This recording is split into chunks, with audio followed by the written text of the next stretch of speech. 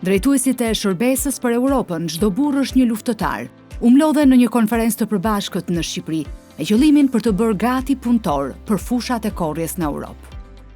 Këtë vit ishte një vit i veçantë sepse Shqipëria ishte vendi i mikpritjes për gjithë drejtuesit e shërbesës çdo luftëtar për gati 15 shtete në Europë. Edhe ne mblidhemi çdo vit për diskutuar se si po ecën shërbesës çdo luftëtar, për të mësuar nga njëri tjetri gjërat që janë duke funksionuar, për darë sfidat edhe çfarë mund të përmirësojmë në mënyrë që të arrijmë Europën për Krishtin. Ajo çfarë u theksua gjatë 3 ditëve të këtij takimi ishte esenciale. Pse duhet t'i arrijmë burrat për Krishtin?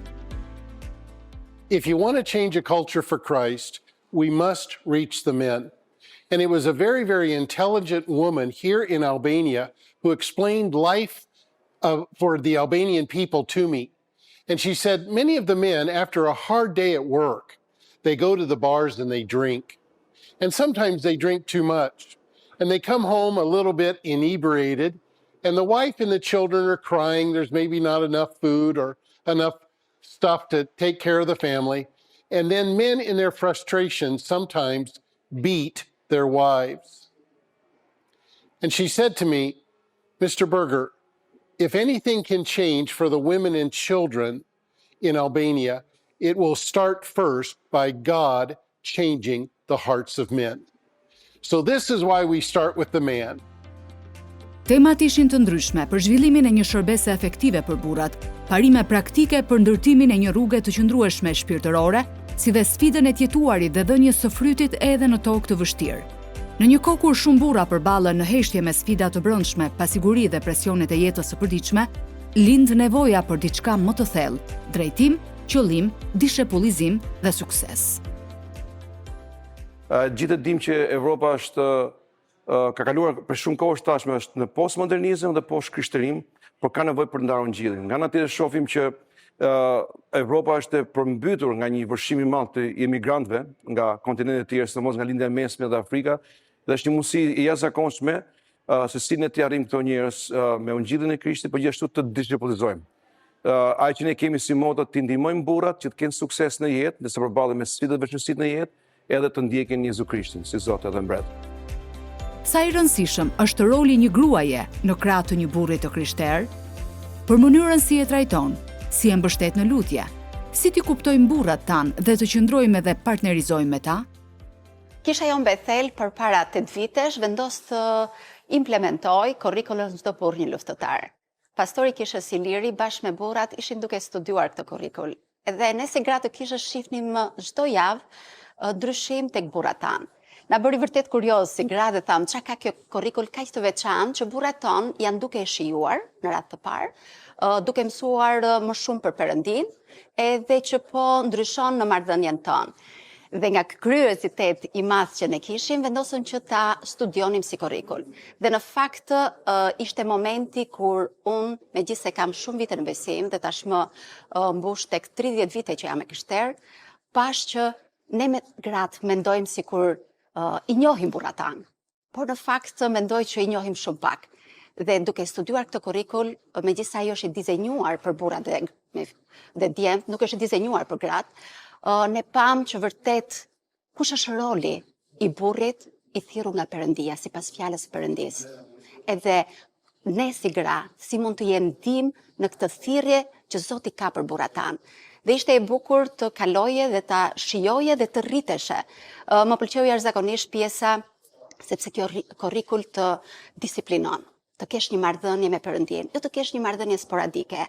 Një herë lexojmë Biblën siç ndodh të gjithëve në nxitimin dhe jetën edhe sfidat që ka, por kur ti ke një disiplinë në Zotin, kur ti çdo ditë kërkon Zotin, vërtet aty ndodh ndryshimi dhe transformimi, sepse në vetvete nuk është kurrikula, është fjala e Perëndis që e ndryshon dhe transformon burrin që kalon në këtë kurrikull.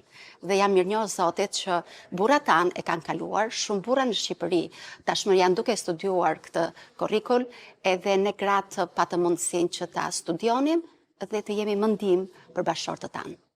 It's really vital that us as women and wives support our husband. If we expect our husbands to lead us, then we should be able to pray for his strength in order to do that. And so a woman's role is very critical.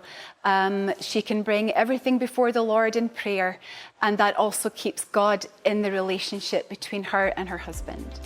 Ajo që u theksua në këtë konferencë ishte edhe fakti se si mund të nisë ndryshimi dhe transformimi i vërtet tek burrat, kush lua një rol të rëndësishëm në këtë proces.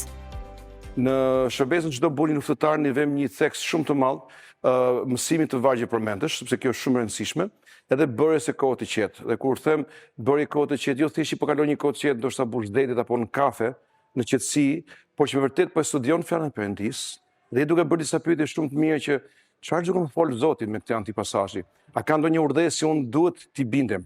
Një zbatim për të bërë, një mëkat që unë duhet pendohem dhe të heq dorë.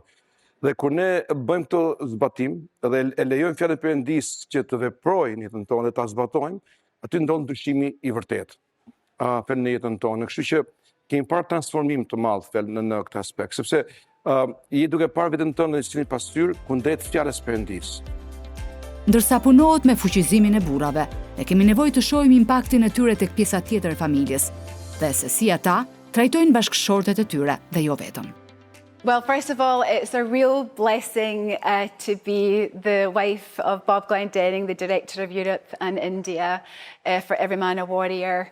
We're almost coming up our 3rd wedding anniversary, and he still refers to me as his bride. And that's just a special thing, because not only does my husband preach and talk and encourage other men, he actually lives and walks out the things that he's teaching. So it's a huge blessing for me and a privilege to pray for him. Por ne duhet të mos harrojmë që edhe gratë janë luftëtare po aq sa burrat. Por thirrja dhe fushat ku ne jemi luftëtar janë të ndryshëm. Dhe unë e shoh gruan luftëtare dhe lidere në aspektin e lutjes, ndërmjetësimit për bashortin, fëmijët, familjen. Dhe aty është ku ne jemi vërtet luftëtare. Por jo vetëm, por në administrimin e fëmijëve, familjes, gjërave të ndryshme. Zoti na ka dhënë dhuntin e administrimit dhe nuk na e ka dhënë kot. Është pikërisht ku burri dhe gruaja plotësojnë njëri tjetrin dhe ku e bëjnë jetën më të bukur dhe pasqyrojnë vlerat e Perëndis që na thuhen në Bibël. I bëj pyetje vetëm sime çdo ditë që si mund të jemi një bashkëshort më i mirë në dritën e fjalës së Perëndis, si mund të jemi një prind më i mirë në dritën e fjalës së Perëndis, si mund të jemi një drejtues edhe një shërbënjës i fjalës së Perëndis në dritën e fjalës së Perëndis. Një qytetar i denj i këtij vendi, por gjithmonë në dritën e fjalës së Perëndis. Edhe kështu që kjo që sjell transformimin e një personi, e një burri para Perëndis. Në konferencë, një vend të veçantë të zun dëshmitë personale, histori reale dhe transformimi, që kur i dëgjon, prekin e frymëzojnë duke treguar se po, ndryshimi është i mundur. Men everywhere are looking for a purpose in life, and no man wants to be a failure. And Every Man a Warrior allows men to get the skills necessary to begin to succeed in life as a man. And we start this process by helping those men develop a relationship with God.